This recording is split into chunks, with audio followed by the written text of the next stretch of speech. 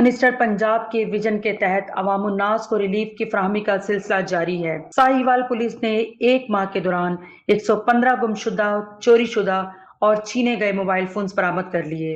D P او ساہیوال محمد عثمان ٹیپو نے press conference میں بتایا کہ برآمد کیے گئے موبائل فونز کی مجموعی مالیت تقریباً 55 لاکھ روپے ہے، جنہیں قانونی کارروائی مکمل کرنے کے بعد اصل مالکان اور ورثاء کے حوالے کر دیا گیا۔ ساہیوال پولیس کی جانب سے شہریوں کی قیمتی سامان کی بازیابی کے لیے مؤثر کارروائیاں جاری ہیں۔ ڈی پی او ساہیوال محمد عثمان ٹیپو کے مطابق پولیس ٹیموں نے جدید سائنسی اور تفتیشی طریقہ کار کو بروئے کار لاتے ہوئے صرف ایک ماہ کے دوران 115 گمشدہ، چوری شدہ اور چھینے گئے موبائل فونز برآمد کیے۔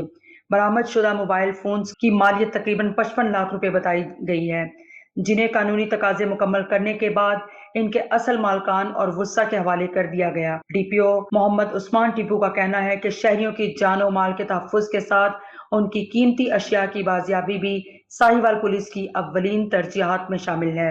ان کا کہنا تھا کہ یہ جرائم پیشہ عناصر کے خلاف بلا امتیاز کارروائیاں جاری رہیں گی۔